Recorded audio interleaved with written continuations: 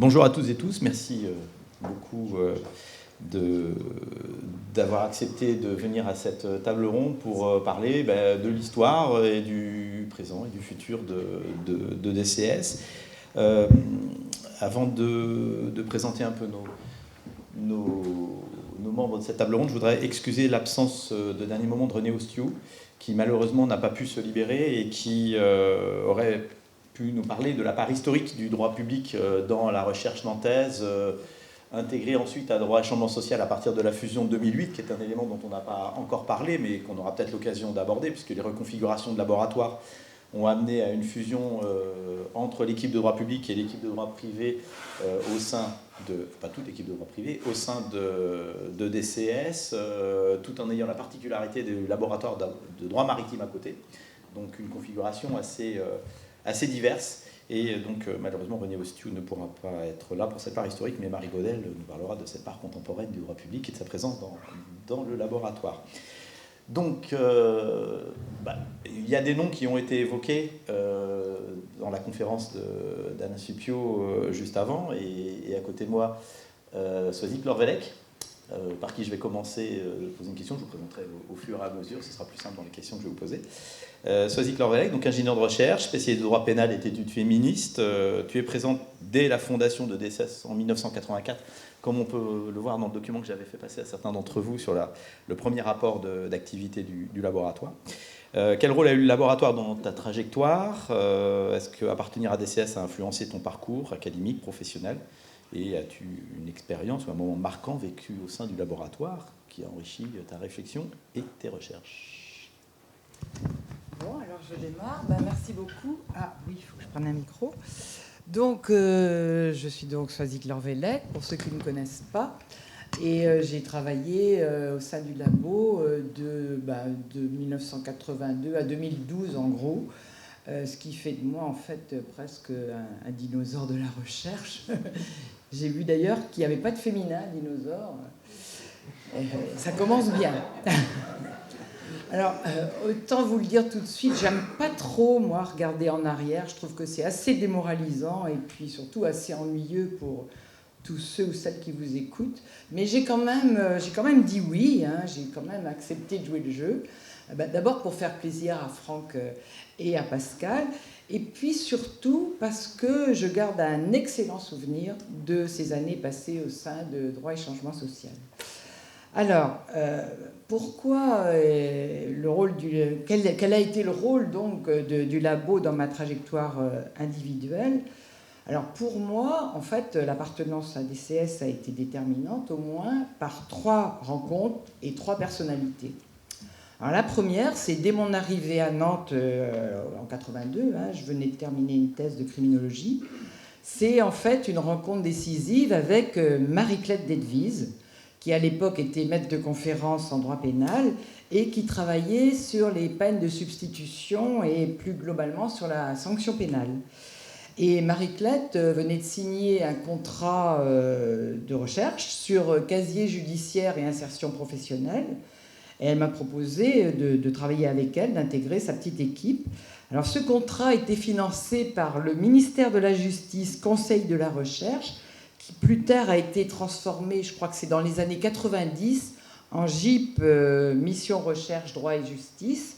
Et c'est un organisme avec lequel nous avons après, par la suite, beaucoup contracté et qui a fonctionné sous cette forme pendant une trentaine d'années. Je sais pas, je crois que ça a changé maintenant, hein, ça a été modifié.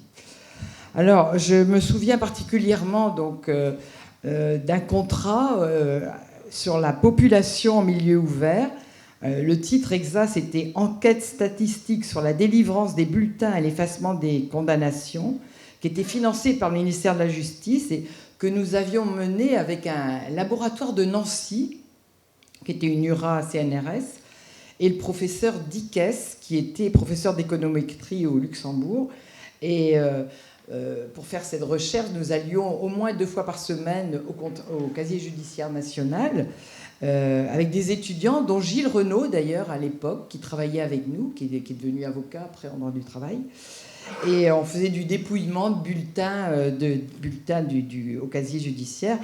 Parfois, c'était un peu fastidieux, mais c'était très enthousiasmant, en fait. Et nous avions des réunions communes à Paris avec Dickès et son équipe. Et à vrai dire, je dois dire, je ne comprenais pas grand-chose à l'économétrie. Mais bon, il avait l'air content. Le ministère aussi. Et donc tout s'était très bien passé.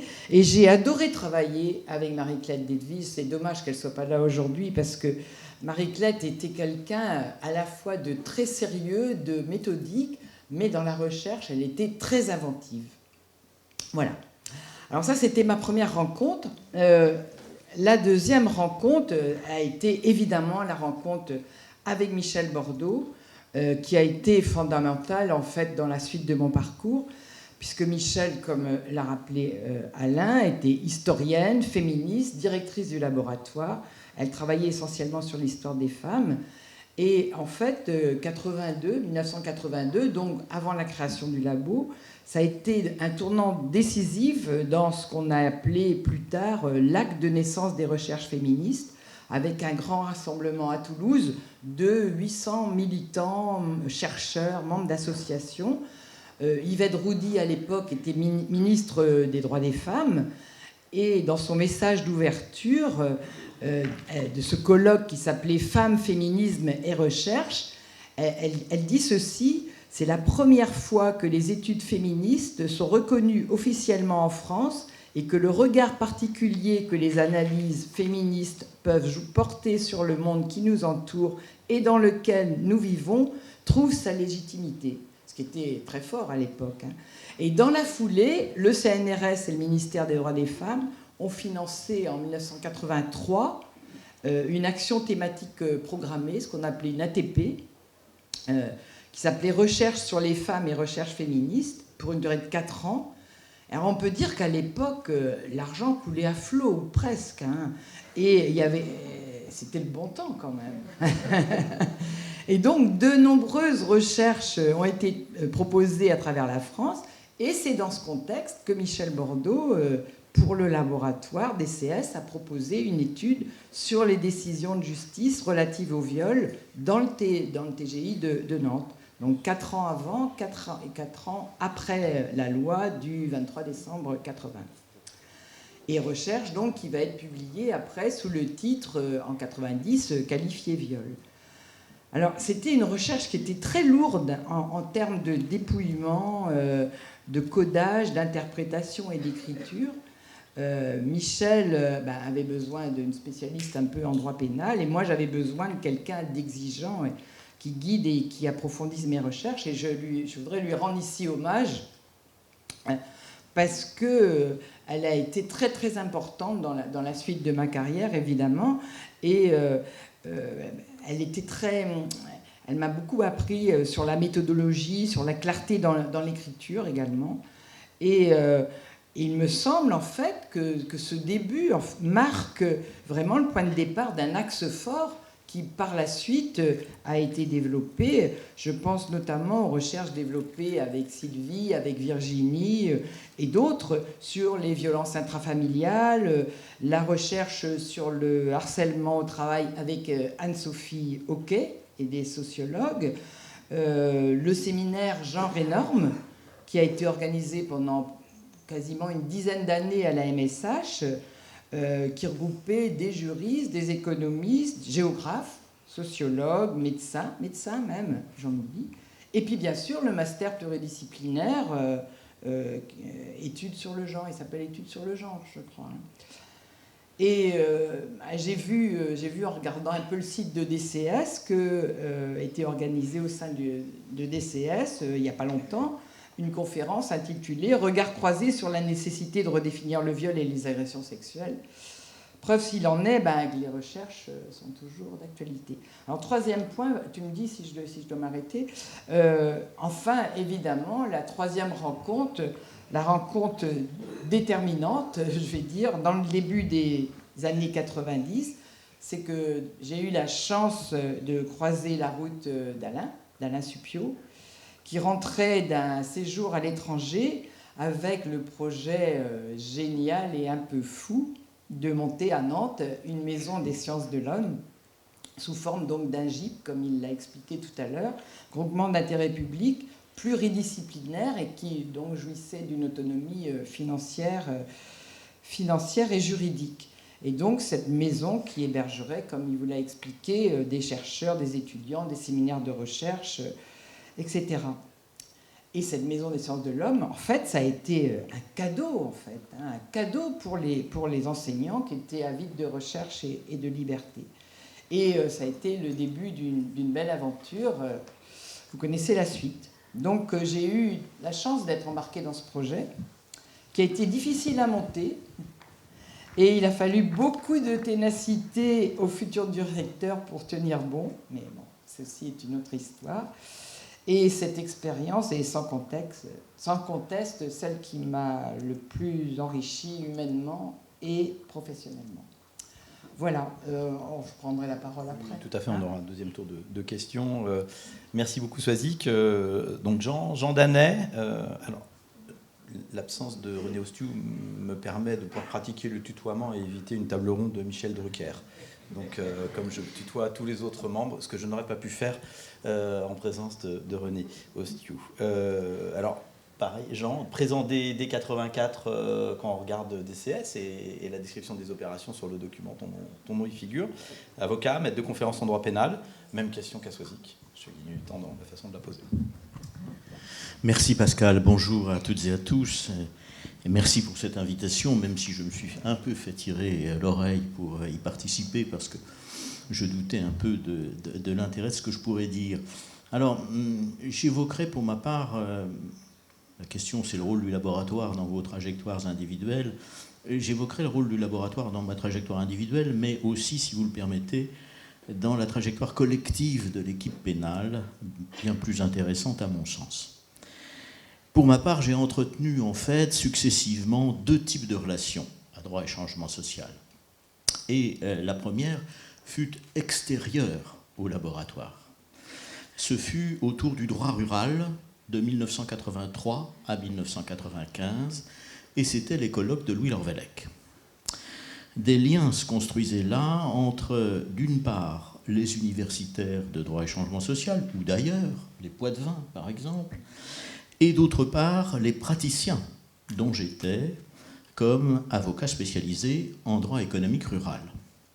Et ces colloques étaient très appréciés et très fréquentés.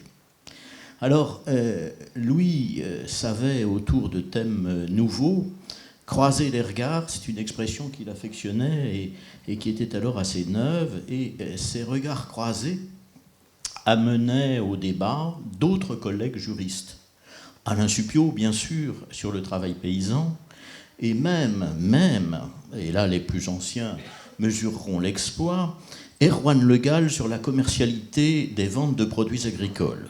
C'est tout dire. Sur d'autres thèmes, le regard des publicistes, je pense à René Ostiou, bien sûr, ou de spécialistes du droit de la consommation, Marine Friand et d'autres, étaient précieux. Bref, les colloques de Louis démontraient, s'il en était besoin, l'intérêt de réunir au sein d'un même labo des juristes dits de droit privé et dits de droit public et des historiens du droit, partageant à la fois une conception du droit et de la recherche. Et on était bien loin ici des logiques étriquées de départements qui, d'ailleurs, en droit rural et agroalimentaire, n'auraient eu strictement aucun sens.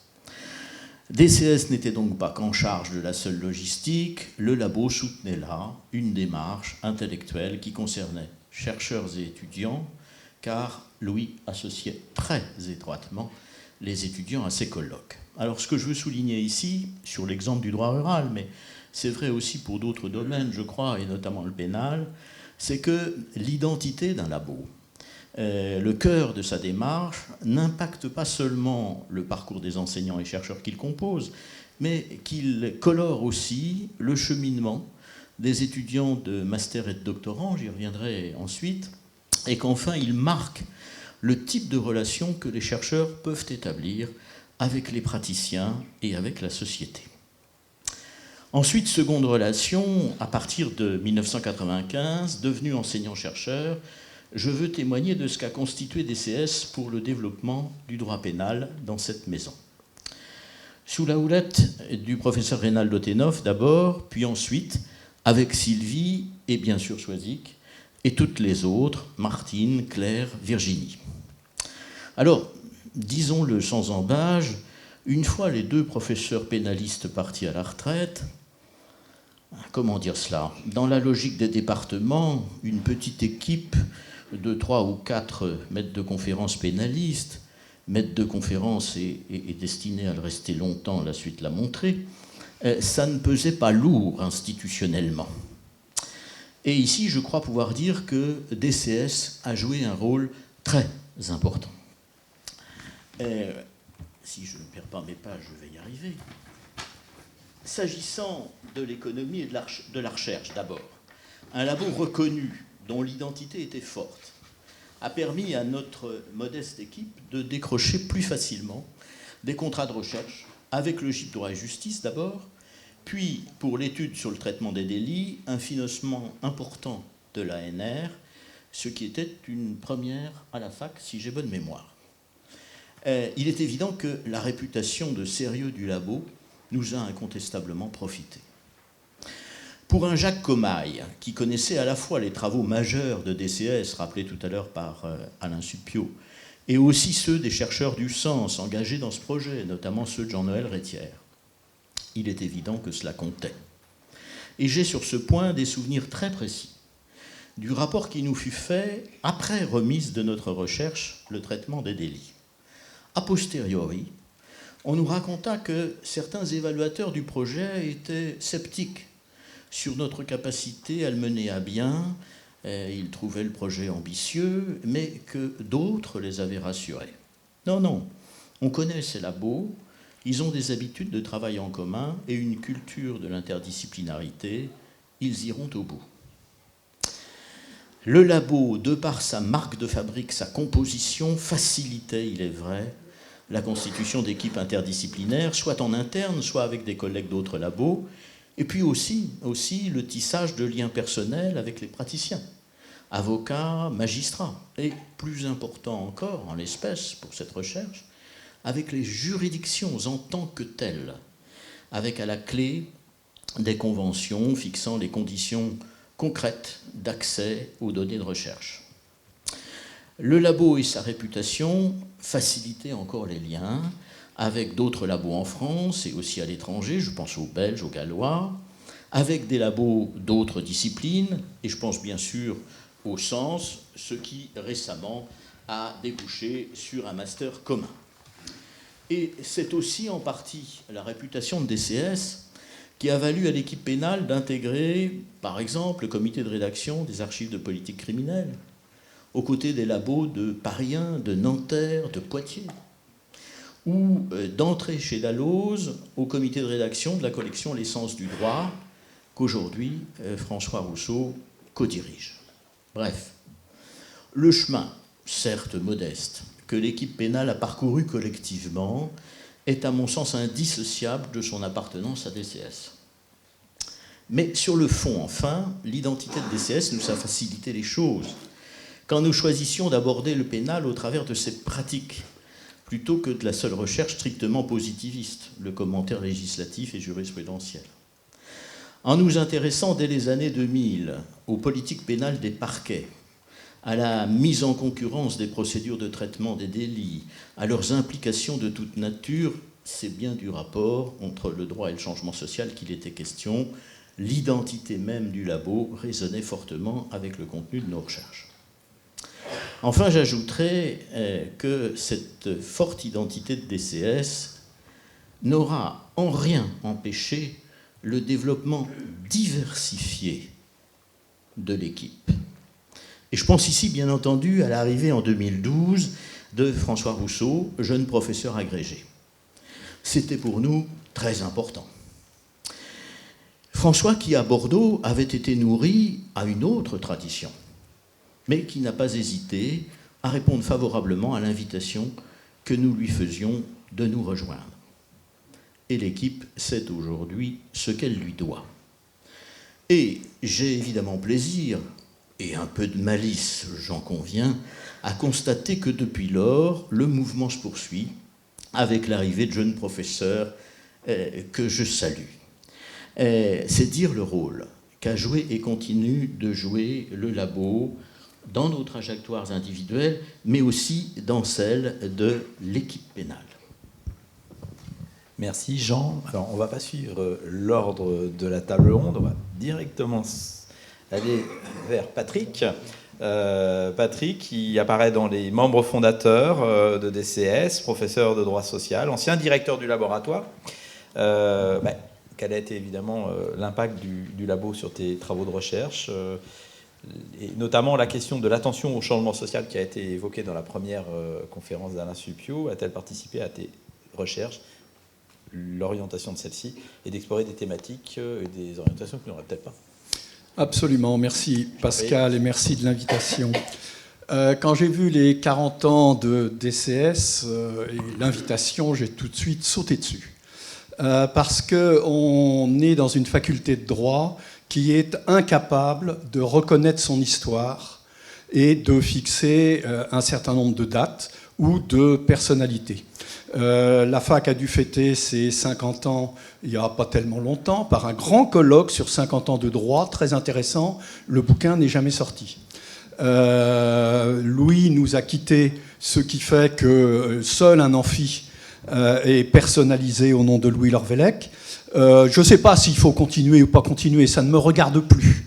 Mais la question est importante de l'ancrage sur le territoire, dans le temps, etc. Ce que Alain a fait, évidemment, du côté de Guépin et autres, Jacques Berck et autres. Bon, voilà, c'est autre chose. C'est intéressant, et Alain, merci infiniment de la manière dont tu présentes avec toujours ta grande limpidité les choses, les lignes et les réflexions. C'est effectivement très important. Alors moi, j'ai fait ma thèse à Rennes, mais j'avais fait mes études dans les préfabriqués jusqu'à l'arrivée du bâtiment. La façade quand même de Louarèche dans la colline est quand même très très belle, mais le reste c'est du béton, mais un très beau béton. J'ai bénéficié alors d'abord d'une équipe d'historiens du droit complètement atypiques, quasiment anormaux, extrêmement intéressants. Yannick Guin, merci infiniment. Dommage que Philippe S ne soit pas là. Avec des jeunes étudiants, Lecrom, Bourrigaud, extrêmement originaux, et des gens, des historiens du droit très intéressés à travailler avec les juristes contemporains. Donc ça, une extrêmement grande richesse, une grande convivialité également dans le laboratoire, et puis cette ouverture interdisciplinaire, avant même la MSH, mais ça a permis... La MSH a permis d'avoir un autre lieu et avec d'autres contacts, donc très intéressant. Donc dans l'équipe de droit social, voilà, Alain a mené ses travaux, on l'a accompagné quand il avait besoin de nous, puis j'ai mené les miens. Ce qui n'a pas été évoqué, ce sont les relations internationales, les échanges Erasmus, le réseau Socrates avec Bari, avec Séville, avec l'Université libre de Bruxelles et puis tous les invités que nous avions régulièrement, avec des gens extrêmement sympathiques, permettant d'apprendre énormément de choses. Et donc ça a permis de mener des travaux collectifs, et puis chacun faisait ce qu'il voulait, donc de mener aussi des travaux complètement personnels. De mon côté, on m'a, de Philippe S, évidemment, toujours Philippe S qui touchait à tout, m'a demandé un cours sur le droit social des marins. J'ai répondu, il y avait Yves Tassel qui faisait droit maritime commercial. J'ai répondu, j'y connais rien. Puis Philippe m'a répondu, t'as qu'à apprendre. Donc j'ai déboulé en séminaire avec les étudiants en disant, voilà, je sais quand même trouver un fascicule du juriste-classeur, un code du travail maritime, j'y connais rien, vous non plus, donc on va travailler ensemble. Et puis j'ai trouvé ça passionnant, donc j'ai investi. Et ça m'a ouvert évidemment une autre trajectoire, avec une autre équipe qui fonctionnait avec Jean-Pierre Beurier, notamment au CDMO, exactement sur les mêmes principes. Chacun fait ce qu'il veut, mais on a 20% de travaux collectifs. Donc ça nécessite de la curiosité. Qu'est-ce que tu fais en ce moment ? Moi je fais ça. Ah, mais c'est intéressant. Qu'est-ce qu'on peut faire ensemble ? Surtout ne pas regarder l'assiette du voisin pour faire une crise de jalousie. Enfin, ça n'a aucun sens. Relations internationales, interdisciplinarité. Sur ma deuxième vie, je dois beaucoup à André Vigarier, géographe, qui a monté un institut mer et littoral qui s'est progressivement développé pour travailler avec des biologistes, pour travailler même avec la fac de sciences des ingénieurs de physique, etc. Voilà, je dois aussi beaucoup à Pierre Cam, sociologue qui était membre de DCS sur des travaux sur l'expertise en nouvelles technologies. Ça s'appelait des comités d'entreprise à l'époque, c'était sérieux. Voilà, et donc une perspective. Et puis il y a eu une période dans ce siècle-ci, je me souviens plus de quelle période, où on a géré les tiroirs. C'est-à-dire qu'on était un certain nombre à avoir 2 pieds, un au CDMO et un à DCS. Beurrier, André Hubert-Ménard qui vient de nous quitter, Philippe Hess, moi-même, etc. On nous a dit non. On prend le risque de compter 2 fois vos publications. Scandale. Donc il faut choisir, vous êtes dans l'un ou vous êtes dans l'autre. Bon, moi je suis parti plutôt au CDMO, avec le risque évidemment de casser les équipes pédagogiques, puisque d'un tiroir à l'autre, est-ce qu'on continue à se fréquenter un peu, mais finalement pas tant. Et ça c'est quand même une grande difficulté. Bon, ce qui était vraiment intéressant, c'était la convivialité. Un de mes souvenirs intéressants, j'ai été directeur de DCS de transition, parce que quand même, dans l'équipe des historiens du droit, de temps en temps, il y avait des tensions, avant Jean-Pierre Lecrom, et j'ai quitté pour devenir doyen. Et nous avions une secrétaire, Sandrine Prunier, qui était l'inverse de Jacqueline Ars, l'inverse de Karine Marquis, pour ceux qui se souviennent. Sandrine Prunier était grande, brune, un peu ronde, probablement méridionale, au moins de tempérament. Et qu'est-ce qu'on rigolait. Et Sandrine m'a dit, mais c'est pas tout ça, le personnel de recherche du 3e étage connaît très peu les personnels administratifs du 1er étage, scolarité et enseignement. Et c'est vrai qu'il y a 2 tribus dans les facultés, ceux qui corrigent les copies et qui écrivent chez eux, et qui viennent quand ils ont cours, et ceux qui sont obligés d'être là le matin et de partir pointer en fin d'après-midi, le personnel administratif. Et les fréquentations sont relativement rares. Et donc Sandrine Prunier m'a dit, est-ce qu'on peut organiser des courses de roller dans les couloirs de la faculté ? J'ai dit, je ne veux pas le savoir, en tout cas moi je ne serai pas là en tant que doyen, et puis quand même, je ne veux pas d'accident. Je suis descendu dans le hall quand même, pour expliquer à l'appariteur qui lisait les journaux locaux dans le camembert de l'accueil à l'époque que ça n'était pas extrêmement important si ça laissait quelques petites traces sur le sol de la faculté, ça se nettoierait facilement. Et donc, je crois qu'il y a eu une très très belle ambiance. En tout cas, moi j'ai vu les photos. Et voilà, monsieur le doyen, c'est comme ça, grâce aux courses de roller, qu'on essaie de laisser des traces dans l'histoire de la faculté. Merci. Merci beaucoup, Patrick. Il faudra peut-être que tu me retrouves une autre anecdote, parce que j'avais une question là-dessus après. Marie Baudel, merci. Docteur en droit international, après une thèse soutenue en 2021 sous la direction du professeur Mondielli. Tu es aujourd'hui maître de conférence à l'université Lyon 2. Être doctorante à DCS a-t-il eu un impact sur tes travaux de recherche ? Est-ce que cela t'a mené à aborder des thématiques spécifiques dans tes recherches que tu n'aurais peut-être pas abordées ? Merci Pascal, monsieur le doyen, monsieur le directeur de laboratoire, madame la directrice adjointe, chers collègues et chers amis.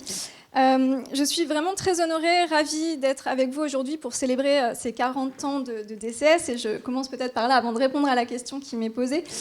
D'autant que ma semaine a été, je vous le dis quand même, marquée par une tension un petit peu dramatique. J'étais aux obsèques malheureusement de ma grand-mère mercredi, à ma première épreuve de l'agrégation hier, et je suis avec vous alors dans un cadre somptueux, formel, mais néanmoins extrêmement convivial et chaleureux. Entourée de collègues que je respecte profondément, mais aussi de personnes qui sont devenues au fil des ans des amis très chers. Donc merci de m'avoir invitée aujourd'hui. Alors pour répondre à cette question qui m'est posée, effectivement j'ai soutenu en 2021 une thèse intitulée « Droit international et santé mentale » sous la direction du professeur Éric Mondielli, dont je salue l'encadrement qui a été à la fois humain, rigoureux, qui m'a permis de poursuivre vers une carrière universitaire. et qui m'a aussi soutenue dans un sujet qu'on pouvait qualifier de sujet un peu de niche, et qui très franchement ne suscitait pas l'enthousiasme des foules. Je me souviens d'une discussion assez tôt dans mes recherches avec Sonia, qui était peut-être un petit peu perplexe sur le sujet. J'espère l'avoir convaincue depuis.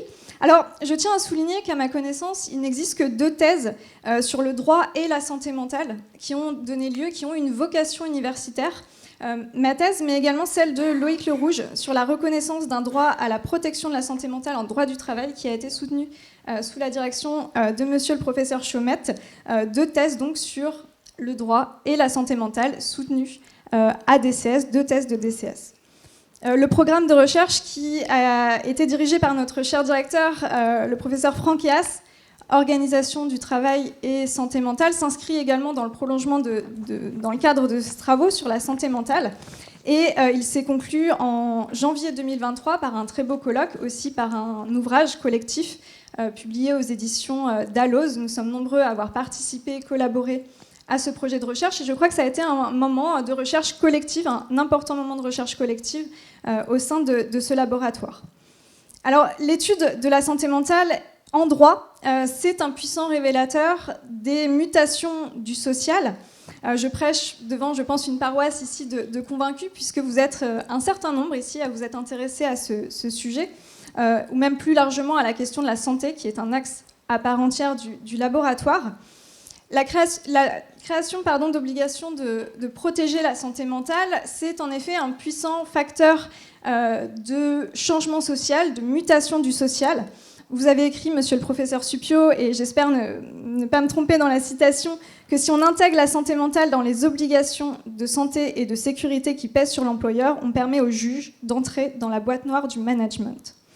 Réfléchir à la manière de protéger la santé mentale de tous au moyen d'obligations juridiques implique nécessairement de se pencher sur des déterminants sociaux, de se pencher sur des facteurs structurels, sur des mécanismes de domination. On ne peut donc pas se contenter d'une approche strictement formaliste, strictement positiviste, et il fallait bien, pour intégrer un tel sujet, un laboratoire aussi ouvert que droit et changement social.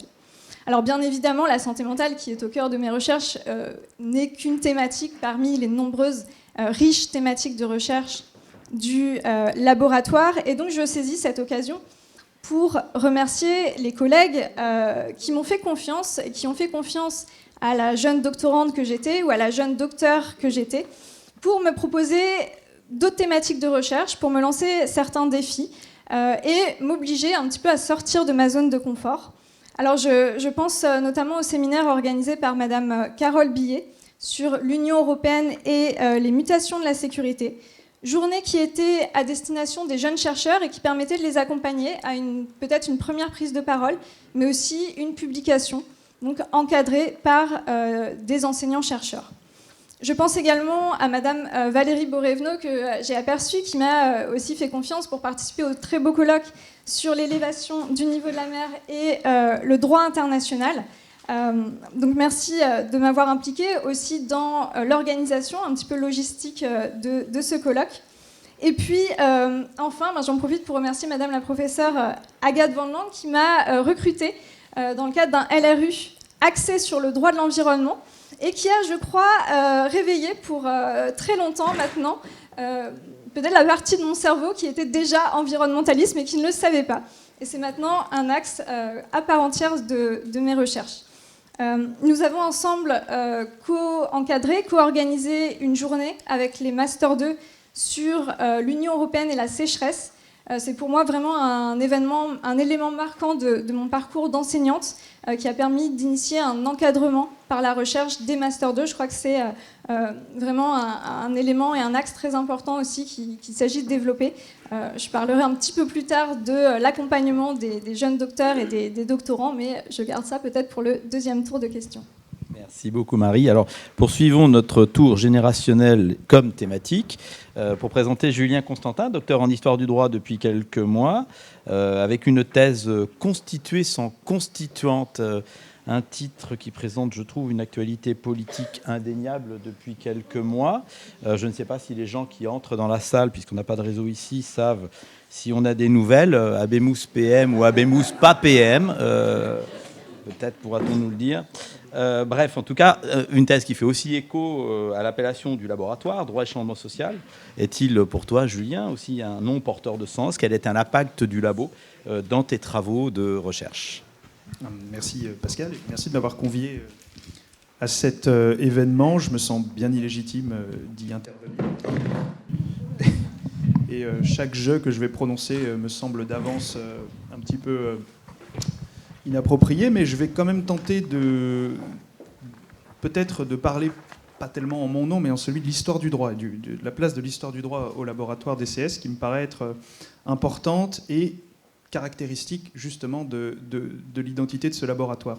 Donc j'ai commencé ma thèse en 2017 sous la direction de Grégoire Bigot et de Frédéric Martin, ce qui me prédestinait à un avenir à la fois passionnant et forcément un petit peu rocambolesque, ce qui s'est passé bien entendu. Donc c'est un sujet sur la légitimité et son inscription dans le droit constitutionnel au moment du pouvoir constituant, et l'histoire constitutionnelle française, dans son extraordinaire richesse et dans sa grande diversité, nous fournit un bon laboratoire pour comprendre la manière dont la légitimité devient du droit, la manière dont elle s'inscrit dans le droit constitutionnel. Et je dois dire que très rapidement, ce que DCS a apporté à ma recherche, c'est le contact justement avec les juristes positivistes, ou en tout cas les juristes de droit contemporain. Et c'est, à mon avis, en tant qu'historien du droit, ce que j'ai le plus apprécié durant ma thèse, ça a été d'être perpétuellement en contact, alors avec Marie entre autres, mais avec tout un tas d'autres collègues, notamment de droit public, de droit administratif. C'est le fait que l'histoire du droit à DCS n'est pas une discipline desséchée, érudite, pour le principe, qu'elle est au contraire un champ de recherche réflexif sur le droit. Et je dirais que je dois ça évidemment à mes deux directeurs de thèse, auxquels je tiens bien sûr à rendre un hommage appuyé, donc Grégoire Bigot et Frédéric Martin, qui m'ont transmis ce goût d'interroger le droit par l'histoire, mais toujours au fond pour comprendre le droit. Donc l'histoire est un recours plus qu'une discipline fermée, et un recours réflexif qui, à DCS, porte ses fruits, puisque dans l'organisation des événements, de multiples événements que moi, mes collègues doctorants et jeunes docteurs en histoire du droit, nous avons accomplis ces dernières années, depuis 2021, mais on en reparlera dans la deuxième question avec les associations de recherche.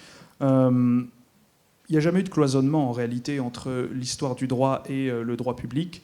Dans nos événements, en tout cas, il a toujours été évidemment et naturellement question d'intégrer le droit privé contemporain, le droit pénal contemporain et le droit constitutionnel administratif, parce qu'il me semble finalement que c'est le rôle que doit jouer l'histoire du droit dans les études juridiques globale. Et je trouve qu'à DCS, on a réussi à trouver cet équilibre entre l'histoire du droit comme recherche historique et l'histoire du droit comme savoir sur le droit. Je dirais que c'est ça qui a principalement marqué mon rapport à ce laboratoire et les échanges qui en sont le fruit. Merci Pascal. Merci Julien. Donc on va commencer un deuxième tour de questions avec nos intervenants. J'ai retenu quand même quelques expressions assez intéressantes aussi autour de la recherche de niche, par exemple, des travaux de niche qui me fait penser à ce que disait Jean-Pierre Lecrom au cours d'une journée qui lui était consacrée, citant un autre chercheur dont j'ai oublié le nom, qu'il y a des chercheurs renards qui furettent un peu partout, et les chercheurs hérissons qui, dès qu'ils trouvent un objet, auraient tendance à rester dessus. Mais ce qu'on voit, c'est qu'il y a du renard et du hérisson finalement dans DCS, dans les parcours individuels. Swazik, l'impact du laboratoire sur tes travaux de recherche, les valeurs et orientations du laboratoire, notamment l'attention au changement social, la pluridisciplinarité, ont-elles participé à tes axes de recherche, et est-ce que le labo t'a permis d'aller justement explorer des thématiques ou des approches que tu n'aurais peut-être pas, mais tu as déjà commencé à y répondre un peu avant, et on attend que tu poursuives dessus.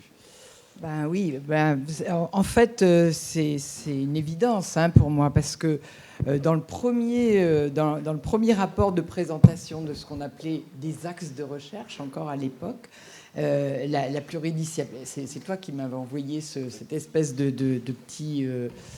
Rendons à César ce qui est à César, c'est Katia qui a trouvé ce rapport et qui nous a premier permis rapport qui date de 84, voilà. C'est ça. Oui, voilà, tout à fait. Et on voit déjà la pluridisciplinarité à l'œuvre, en fait, puisque ils travaillaient ensemble des privatistes, des publicistes, des historiens du droit, déjà des sociologues, puisqu'il y avait Pierre Kahn, Anne Guilloux, Joël Deniau, et des avocats, dont Jean, bien sûr, et un psycholinguiste et une philosophe. En fait, tout ce qui, après, au fil du temps, va constituer l'ADN de DCS, en fait, qui sont les relations interdisciplinaires et l'ouverture au droit, au changement social.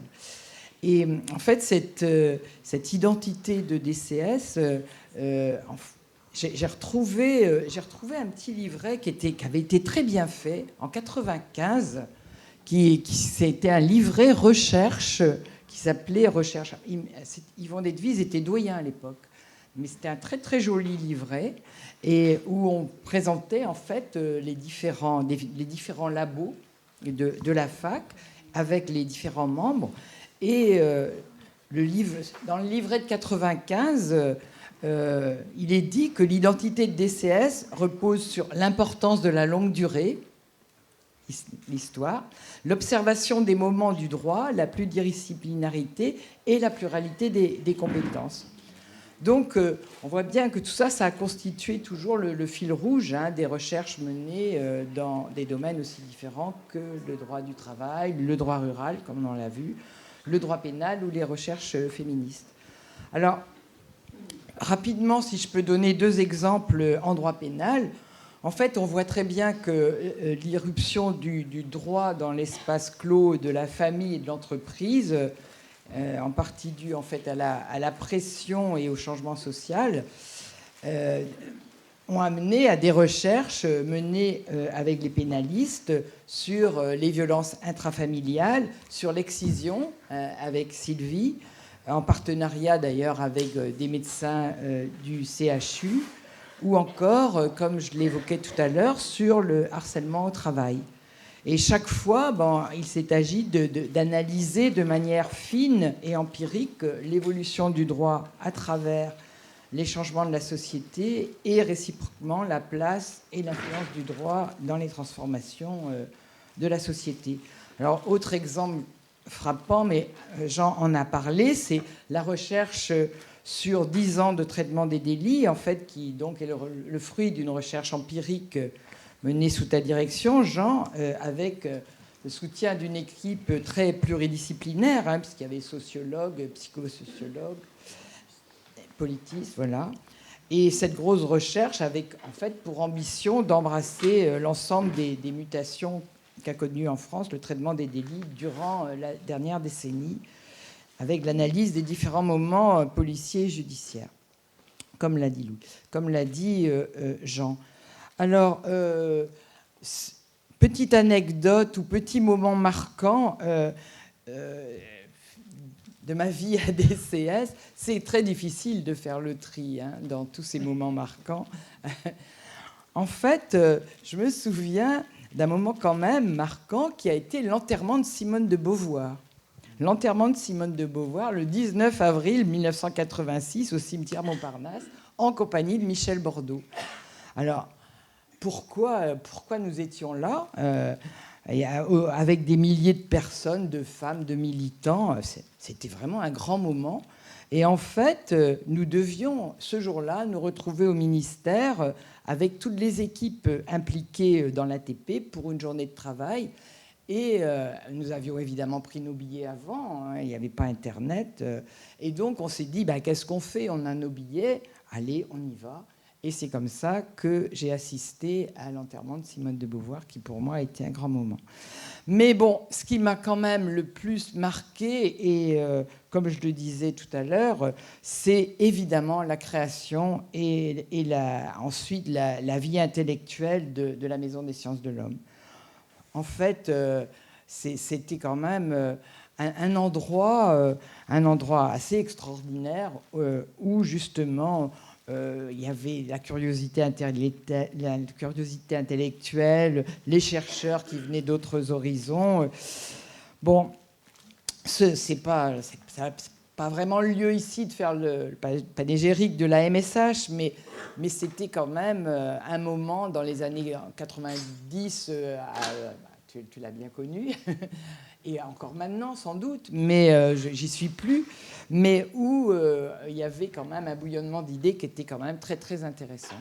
Et là, j'ai retrouvé également un petit livret qui est très très très bien fait. On l'a fait ensemble, c'est pour ça que je peux le dire. On peut se vanter de temps en temps. Ou qui présente la MSH dans les années 93. Et si on le feuillette de nouveau, on est quand même surpris par le nombre, la variété et en fait la richesse des équipes qui avaient été agréées par le conseil scientifique, parce que les équipes devaient être agréées par un conseil scientifique. Voilà ce que... Bon, j'aurais encore beaucoup de choses à dire, mais je passe la parole à Jean. Si le temps nous le permet, on aura l'occasion de revenir pour d'autres points. Jean, même question finalement, à nouveau que Soisic, autour des orientations du laboratoire, de la place du changement social dans tes l'impact du laboratoire sur nos travaux de recherche, c'est bien ça? Oui. Et puis, qu'est-ce que c'est que DCS vu de ton côté? En ce qui me concerne, il faut remonter un peu avant la naissance officielle du laboratoire. Il faut remonter même très loin. On est en 1973. Je suis en licence.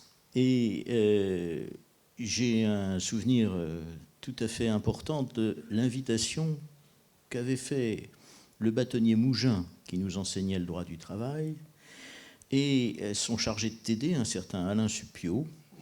Ils avaient tous deux invité plusieurs personnes, plusieurs responsables syndicaux à venir à l'heure du cours faire une conférence, mais ils avaient lancé une invitation plus originale au futur fondateur de la Confédération paysanne, Bernard Lambert.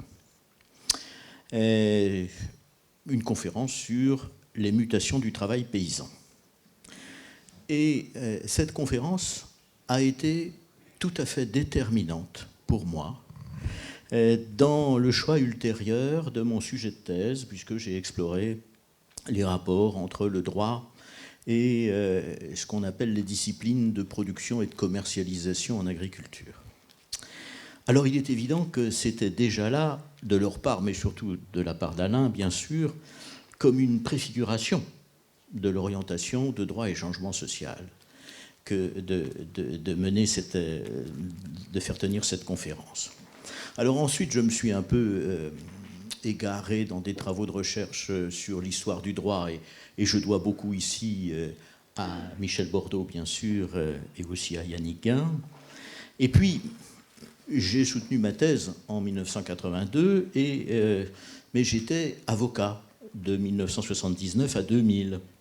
Alors, certes, j'étais engagé dans un syndicat d'avocats, le SAF, où cette dimension de l'attention au changement social était tout à fait essentielle, avec des gens comme Thiénot Grimbach et d'autres. Mais l'existence de droit et changement social, lorsque j'étais au barreau, m'a incité, vous l'avez compris tout à l'heure, à maintenir des liens avec l'université, à continuer des publications, alors que, a priori, tout me laissait penser que j'en étais définitivement éloigné. Lorsqu'en 1994, après 1 ou 2 ans de résistance, j'ai fini par écouter Louis Lorvellec et songer à tenter de revenir à l'université, il va de soi que la perspective de travailler à droit et changement social, avec tous ceux que j'ai nommés, a pesé très lourd. Et lorsqu'en 2001, les circonstances m'ont amené à effectuer, tant en termes d'enseignement que de recherche, ce qu'on appelle pompeusement une conversion thématique vers le pénal, eh bien, j'ai pu l'envisager sereinement, puisque sur la fin de mon exercice d'avocat, j'étais en réalité devenu pénaliste à temps plein. Alors vous me direz, la conversion ne vous a pas coûté cher, c'est vrai. Et je pouvais donc sous réserve d'un habituel syndrome de l'imposteur, à envisager des exercices classiques comme ceux que j'ai menés ensuite à la rubrique procédure pénale de la revue de sciences criminelles. Mais, ce qui m'a poussé à cette réorientation, ce fut la certitude qu'au sein du laboratoire, avec Sylvie et Soisic d'abord, puis avec Claire, Virginie et d'autres, je pourrais en pénal bâtir des projets de recherche collectifs et plus novateurs.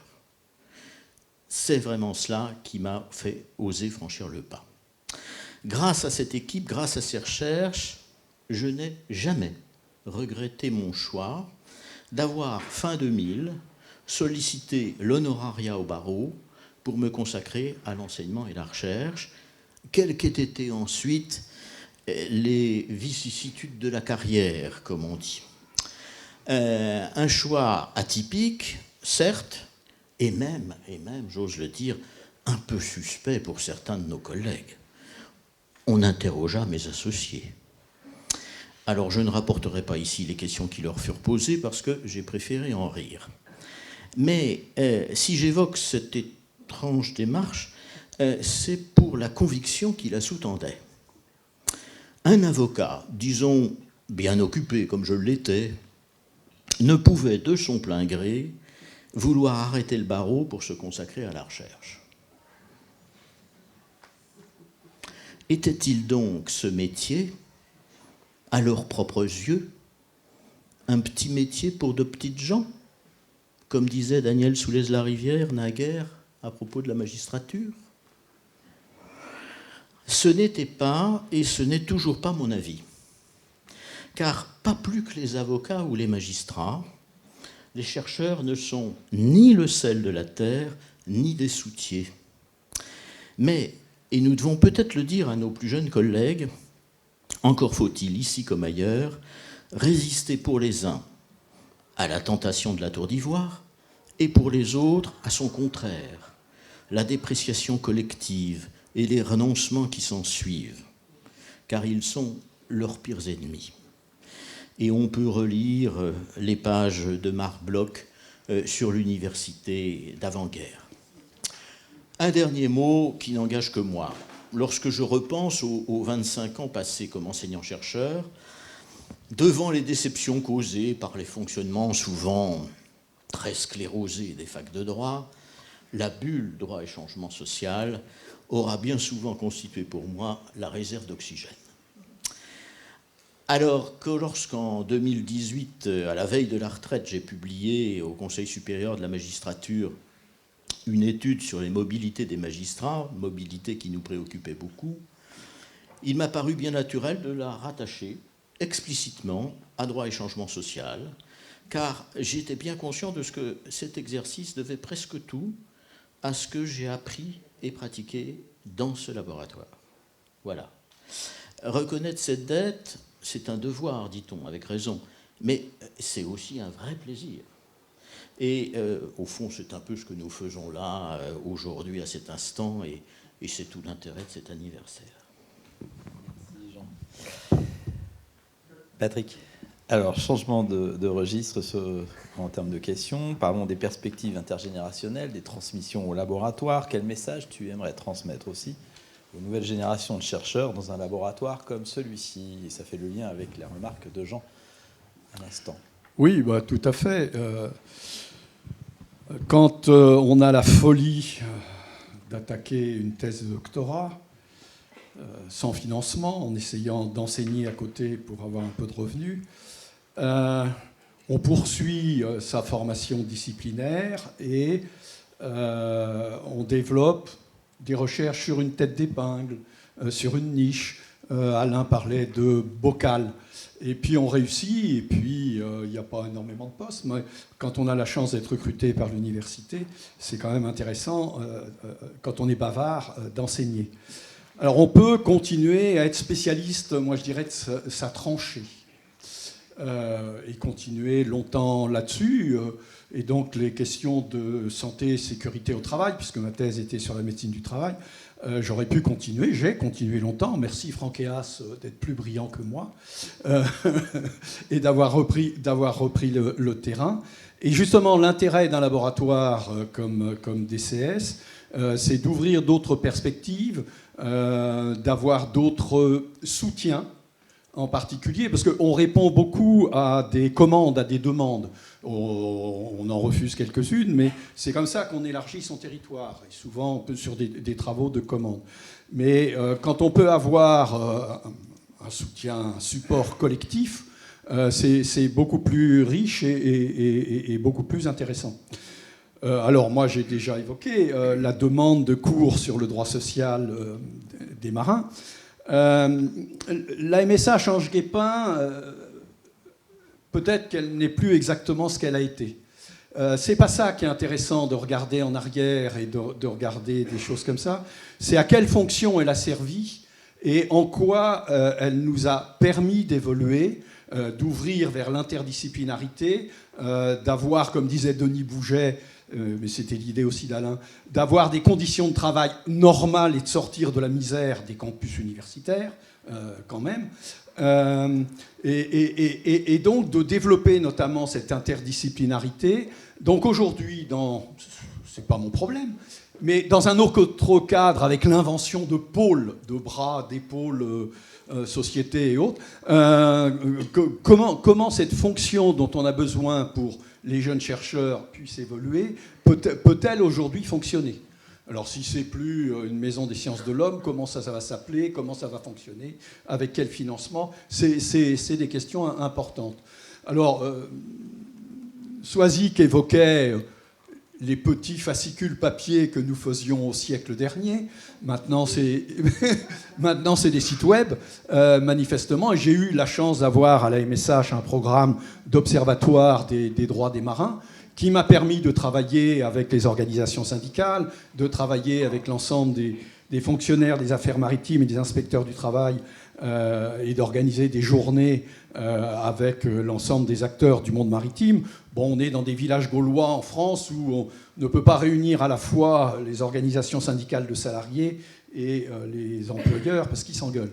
Il faut aller en Allemagne, au syndicat Verdi, pour pouvoir avoir l'ensemble des partenaires sociaux qui arrivent avec leurs experts et leurs experts universitaires et qui discutent sérieusement, on pourrait dire scientifiquement, de sujets pour ensuite s'engueuler lors de négociations. Mais c'est un autre territoire. Ça ne se fait pas dans nos villages gaulois, manifestement. Et donc, c'est des lieux qui permettent de fonctionner.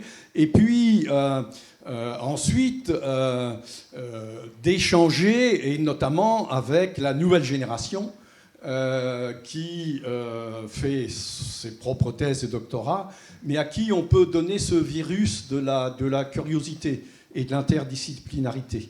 Alors moi, j'ai eu en plus la chance, à cause d'une collègue basque, Olga Fotinopoulou-Bazurko, qui m'a convaincu de déposer un projet d'ERC en je ne sais plus quelle année, 2013-2014, et de l'obtenir, et donc d'avoir mes 5 dernières années de feu d'artifice, où j'ai travaillé comme une bête, avec une santé mentale parfois inquiétante. J'ai été très content de ne pas être chercheur toute ma vie, Pascal, parce que quand même, quand on corrige les copies, c'est chiant, mais ça redonne de l'oxygène au cerveau. Parce que quand on est pris en permanence, enfin, où ça vide le cerveau, de l'oxygène, comme vous voulez. Mais pour les chercheurs à temps plein, petit message. Mais ça donne de la diversité d'activités, alors que quand on est pris de manière obsessionnelle par une grosse recherche, ça mange les neurones quand même, la nuit. Et donc à partir de ce moment-là, moi j'ai eu un budget, j'ai eu une équipe, j'ai eu des doctorants et surtout des post-docs qui ont duré 2 ans. Et ça a été une autre période. Et c'est ce qui manque à DCS pour l'instant. Je crois que François Collard du Tilleul a enrichi l'IRDP, moi-même le CDMO. Tous les deux, nous avons été, François Collard dit, j'ai été chassé de la faculté de droit et accueilli par la MSH. Moi, la MSH m'a dit, mais c'est génial, de quoi tu as besoin ? Et un des rares endroits où j'ai jamais évoqué, mais on m'a jamais interrogé, et j'ai rien à dire, je ne sais pas pourquoi j'ai été retenu par 5 experts, mais faire un retour d'expérience c'est amusant, c'est la faculté de droit qui n'a aucun conseil scientifique et qui a, à mon avis, excusez-moi, qui a largement besoin d'un conseil scientifique. Une réunion des directeurs de labo, ça ne suffit pas. Voilà. Et dans plusieurs endroits, même de Nantes, on m'a demandé mon aventure, d'essayer d'expliquer des choses que je ne peux pas expliquer. Et la fac de droit, non, c'est au placard. C'est intéressant, c'est étrange, je m'arrêterai là. Mais ce virus du travail collectif, de la curiosité, de l'interdisciplinarité, et certainement pour les doctorants, les jeunes chercheurs, etc., c'est quelque chose d'extrêmement important. Moi, j'ai continué au CDMO exactement ce que j'aimais faire et ce qu'on m'avait appris à DCS.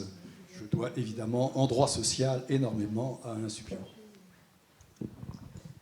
Merci Patrick. Alors Marie, abordons la question de l'articulation de la vie du labo avec tes engagements pendant ton doctorat. Tu as été représentante des doctorants auprès du conseil de laboratoire. Par ailleurs, tu as organisé des séances d'un séminaire intitulé « Approche critique des perspectives de jeunes chercheurs ». Est-ce que tu peux nous en parler ? Merci Pascal de me donner la parole sur un sujet qui me tient quand même à cœur. Alors je le soulignais tout à l'heure, je dois beaucoup, et mon début de carrière doit beaucoup aux collègues qui m'ont soutenue et qui m'ont impliquée dans des activités de recherche lorsque j'étais doctorante. Et DCS est un laboratoire qui implique ses doctorants, je crois qu'il faut le souligner. Tous les laboratoires de recherche n'accordent pas deux sièges aux doctorants dans le conseil de laboratoire, avec voix délibérative. Je crois qu'il faut s'en féliciter. Mon expérience en tant que représentante des doctorants a été particulièrement enrichissante. On est dans un conseil de laboratoire, on apprend à parfois échanger, proposer, parfois s'opposer. Je me souviens d'un seul conseil de laboratoire qui a été un petit peu orageux, au sens propre comme au figuré, les deux en même temps. Mais ça a été bien évidemment l'exception et tous les échanges se sont toujours faits de manière extrêmement respectueuse. Alors, les doctorants, et ils sont ici très nombreux, représentent un élément essentiel du laboratoire. D'ailleurs, je remarquerai que ce ne sont pas eux qui sont les plus au fond de la classe aujourd'hui. Ils mènent une activité de recherche, sont souvent présents dans les locaux, mènent une activité de recherche dynamique, souvent complémentaire de celle des enseignants-chercheurs, jamais concurrente. Alors, je citerai l'association des historiens du droit de l'Ouest, fondée par M. Constantin, mais il vous en parlera bien plus en détail. Je citerai également la création de l'association de droit public, qui est actuellement pilotée par Mme Audrey Fauconnier, Aurélie Stéphan, ici présent, et qui adopte parfois des modèles de recherche dont chacun pourrait s'inspirer. Je pense au petit déjeuner du droit public, qui permet de réunir des doctorants autour des sujets d'actualité du droit public et ainsi faire naître une dynamique de recherche. Je trouve cela tout à fait intéressant. Concernant également l'implication des doctorants, il faut citer le colloque biennal des doctorants qui est organisé donc, tous les 2 ans. Et là aussi, c'est un événement auquel le laboratoire apporte depuis de nombreuses années déjà un soutien qui est un soutien constant, tant sur le plan financier que sur un plan logistique, avec l'implication tous les 2 ans de Madame Cindy Martin, qui vraiment fournit un soutien aux aspects organisationnels. Je tiens à l'en remercier. J'ai moi-même participé à 2 éditions du colloque des doctorants, fragilité du droit, fragilité des droits et sacré et droit. Et depuis, se sont tenus 2 nouveaux colloques, Mobilité et droit, donc en 2022, et Collectif et droit, récemment, le 3 octobre 2024. Toutes ces thématiques qui s'inscrivent pleinement dans cette dynamique d'ouverture qui est celle de droit et changement social. Donc bien évidemment, je souhaite beaucoup de succès aux futures éditions et bravo aux doctorants ici présents qui vont s'impliquer dans ce colloque biennal pour le faire vivre et renouveler ses perspectives. Alors, vous avez mentionné le séminaire organisé à l'attention des docteurs, des jeunes docteurs, dont j'avais co-organisé avec Diane Gesell quelques séances. Alors, c'est un séminaire qui était né du constat que l'accès à différentes voies, l'accès à différentes carrières après le doctorat dépend certes des mérites des jeunes chercheurs, mais dépend aussi parfois de beaucoup de savoirs informels, de beaucoup de connaissances informelles qui sont nécessaires pour franchir certaines étapes clés dans la carrière. Alors pour ma part, j'ai eu la chance d'être conseillée par beaucoup d'entre vous, d'être parfois même coachée. C'est encore le cas aujourd'hui et ça a été absolument déterminant ces dernières années. Donc j'en profite pour vous remercier une nouvelle fois et souhaiter la poursuite d'une riche dynamique d'échange entre les chercheurs de DCS, les enseignants-chercheurs et les doctorants de DCS. Merci à nouveau, Pascal. Merci, Marie. Julien, toujours sur cette question d'articulation, tu t'es investi dans des activités de la jeune recherche doctorale à Nantes au sein de DCS, notamment via 2 associations qui ont été évoquées par Marie, la HDO et la NDP, donc au-delà les acronymes dont le monde de la recherche foisonne tout le temps. Est-ce que tu peux nous parler de ces associations et de cette activité ? Oui, bien sûr. Merci de me permettre d'évoquer cette question sur laquelle je serais sans doute plus à l'aise que sur mes propres travaux, dans la mesure où je me sentirais plus légitime. Et surtout, à mon avis, ça a sans doute plus d'intérêt par rapport à l'idée de l'articulation entre cette période compliquée, qu'on estime transitoire, entre le moment où on commence sa thèse et le moment où on est recruté, où on obtient le Graal du statut, une période qui peut tout de même durer au moins une décennie. Donc c'est pas anecdotique en réalité. Et cette période transitoire où, en gros, notre statut juridique, notre statut social, notre statut même personnel, la manière dont on se définit est totalement... oui, à la fois transitoire, instable, incertain, on se remet beaucoup en question et pourtant on se construit.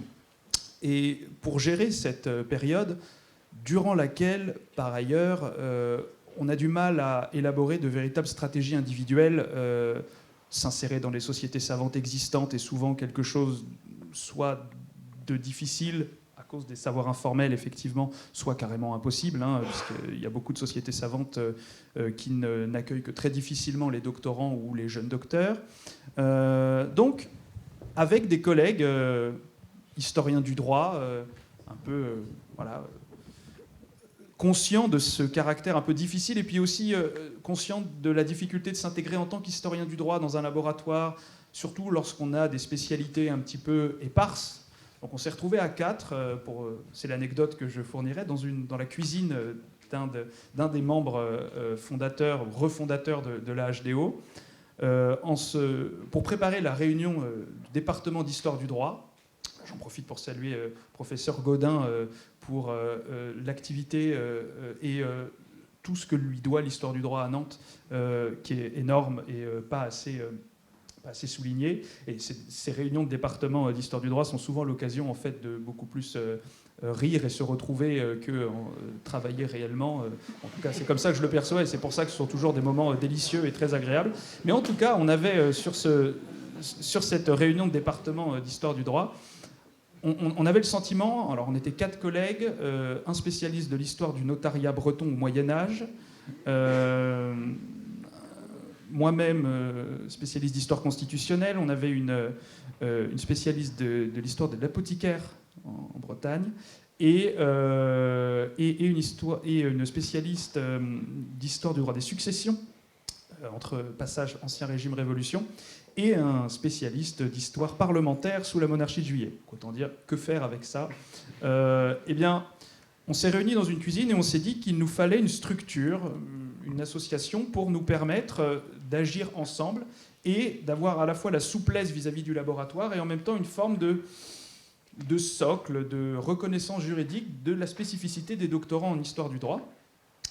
Et il se trouve qu'à la réunion de département en question, il y a eu une espèce de rencontre de circonstances, puisque le professeur Terence Carvalho, qui était en fait le fondateur d'une association rennaise qui s'appelait l'Association des historiens du droit de l'Ouest, nous annonce au moment où on allait annoncer, nous, notre volonté de créer l'association, qu'elle était libre, en quelque sorte, qu'elle était un petit peu en déshérence à Rennes. Et donc nous avons repris cette association de recherche et avons commencé à travailler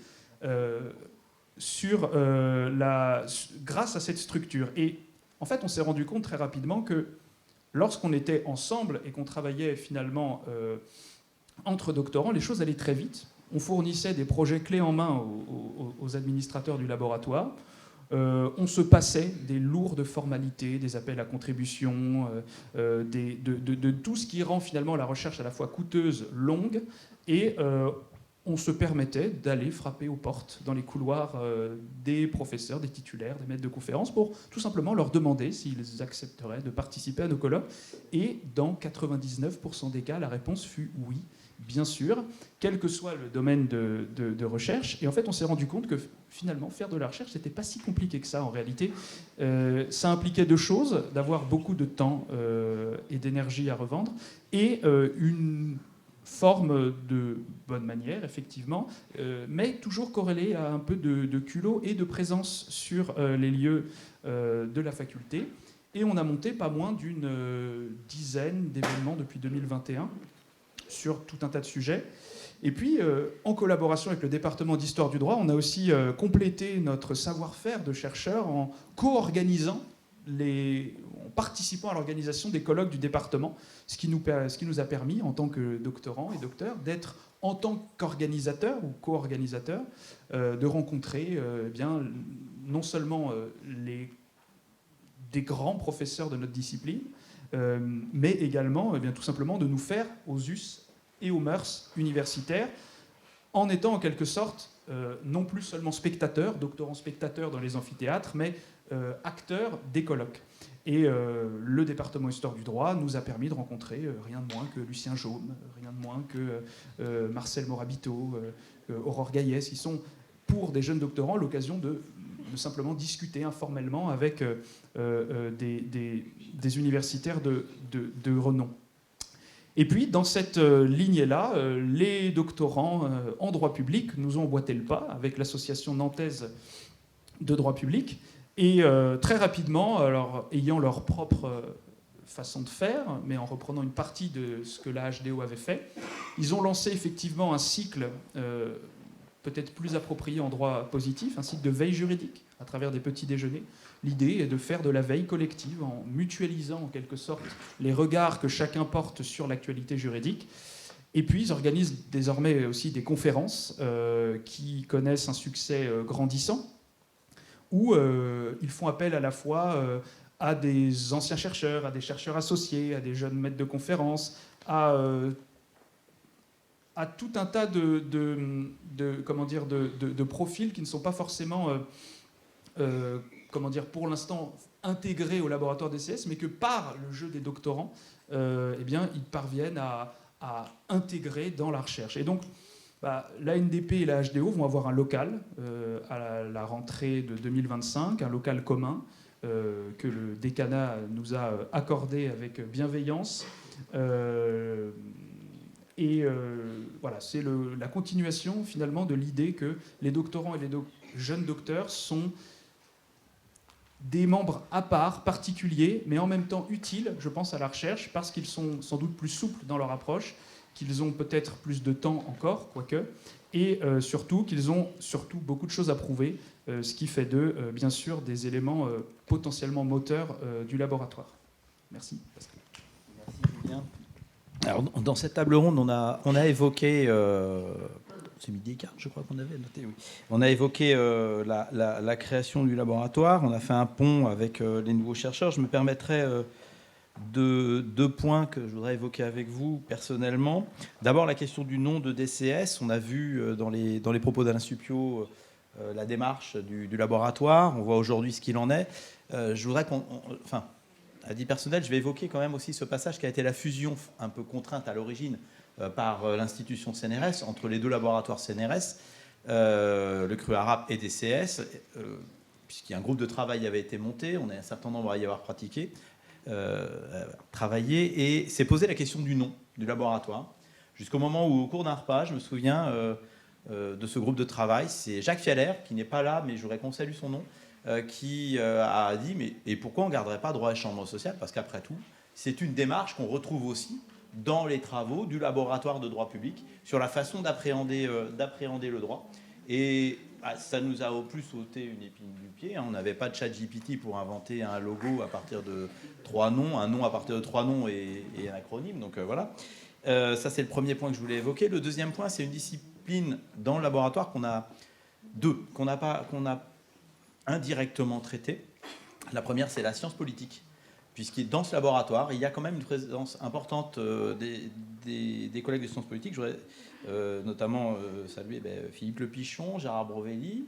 Il y a aujourd'hui des collègues actuels, Muriel qui est là, il y a Goulven, et puis Clémence Ledoux.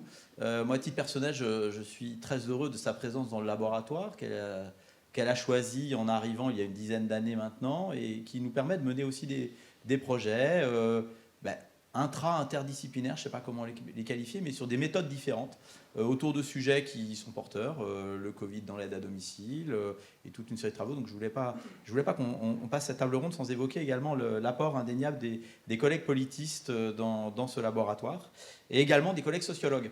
Je voudrais évoquer trois noms.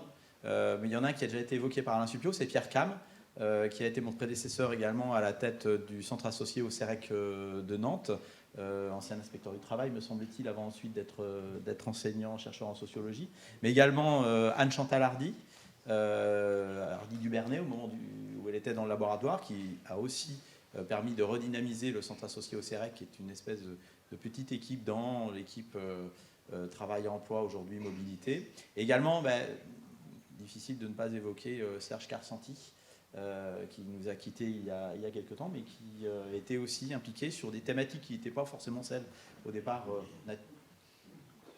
naturelles de DCS, je ne sais pas si on peut utiliser ce mot-là, mais qui a permis de travailler, et je pense que Renaud Colson pourrait nous en parler aussi, puisque c'était autour des addictions, que Serge Karsanti, qui a été aussi, il me semble, après toi, directeur adjoint de la Maison des sciences de l'homme, finalement, on boucle une boucle, et il me semblait difficile de finir cette table ronde sans... On n'a pas beaucoup parlé du droit public, du droit privé, de l'histoire du droit, mais sans évoquer les politistes et les sociologues. Alors je pense que l'heure tourne, et je sais qu'on n'aura pas le temps de faire un deuxième tour de questions, mais trois d'entre vous ont évoqué des anecdotes, mais deux ne l'ont pas fait. Marie, une anecdote sur le droit changement social, et puis Jean, peut-être. Parce qu'on a parlé des courses de roller, on a parlé de l'enterrement de Simone de Beauvoir. On a parlé des cuisines, qui sont aussi des lieux, finalement, il n'y a pas que le télétravail qui fait rentrer l'employeur dans les domiciles, il y a aussi la préparation de certains projets. Mais alors, quelques anecdotes sur ce que DCS est. Alors, j'ai pas d'anecdote. Alors peut-être en raison finalement du caractère encore relativement bref de ma carrière, j'en aurais sans doute avec les doctorants, mais peut-être ne sont-elles pas complètement racontables ici dans ce contexte. Si. Donc je m'en abstiendrai, mais je saisis quand même cette dernière opportunité de prendre la parole pour vous remercier tous à nouveau de m'avoir convié ici, et puis pour ces riches échanges sur l'histoire du laboratoire. Ce qu'on n'a pas évoqué, c'est l'évolution technologique, l'arrivée des ordinateurs dans les années 90, Michel Bordeaux, l'installation en Mac de la recherche, quand les PC étaient dans les services d'enseignement et de la scolarité au premier étage, et toute l'évolution des métiers de secrétariat, d'assistance, etc., dont nous avons besoin. Une des qualités de DCS, c'est d'avoir des ingénieurs d'études, des chercheurs, des ingénieurs de recherche. J'ai connu un labo où il n'y avait personne, on fait moins de choses. Il faut aller chercher du budget.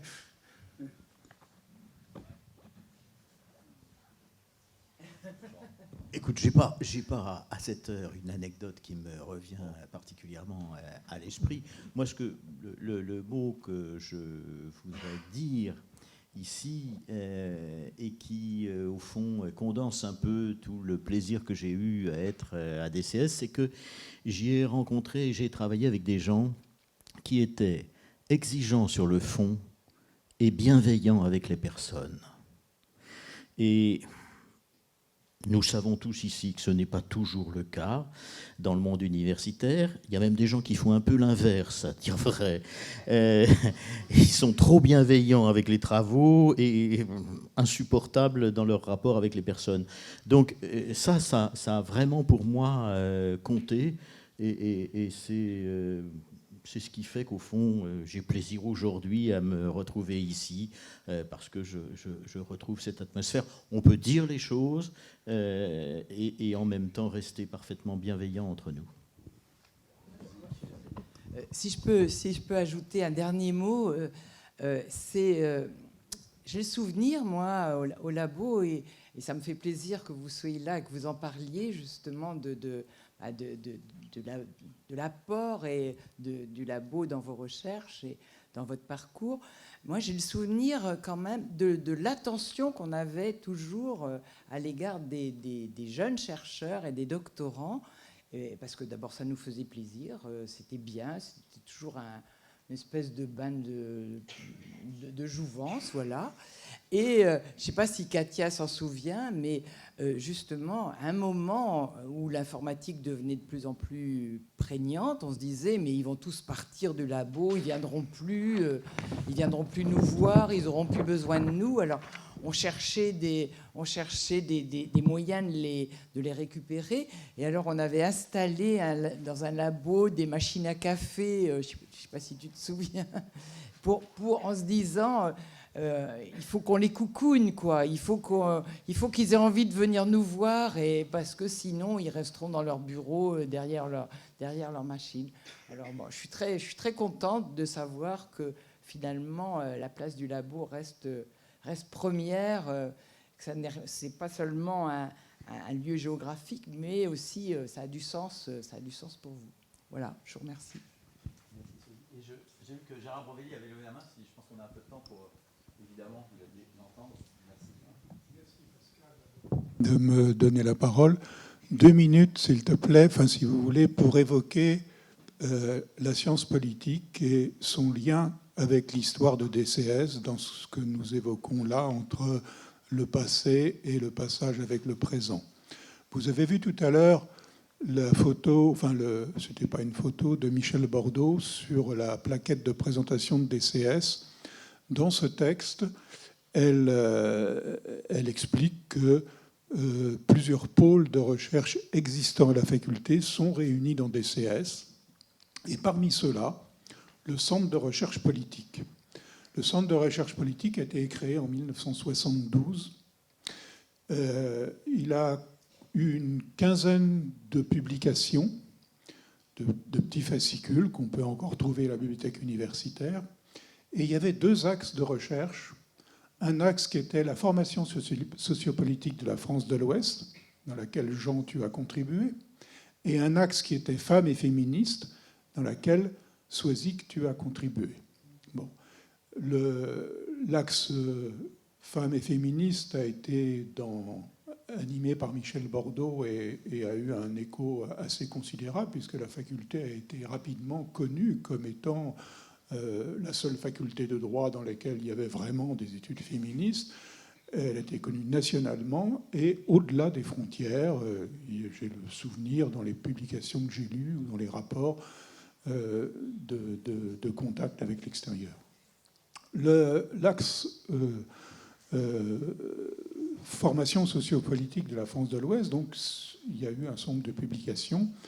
Et puis, la science politique a connu à la faculté un moment, disons, d'estompement, parce que les collègues qui étaient responsables du département de droit public et de sciences politiques ont dit que la science politique, c'était à Rennes et c'était pas à Nantes. Et ils ont même, après 1982, demandé et obtenu, contre l'avis des politistes nationaux, la suppression du seul poste de professeur de sciences politiques qui existait à la faculté de droit de Nantes. Fort heureusement, il est resté quelques collègues qui ont maintenu un lien ténu avec la science politique jusqu'à ce nouveau démarrage, il y a 25 ans, à travers notamment la création d'un master, puis ultérieurement, qui s'est développé, et puis ultérieurement, la formation européenne que nous avons contribué à mettre sur place et qui rentre dans cette histoire longue. Voilà, c'est tout ce que je voulais ajouter. Merci beaucoup.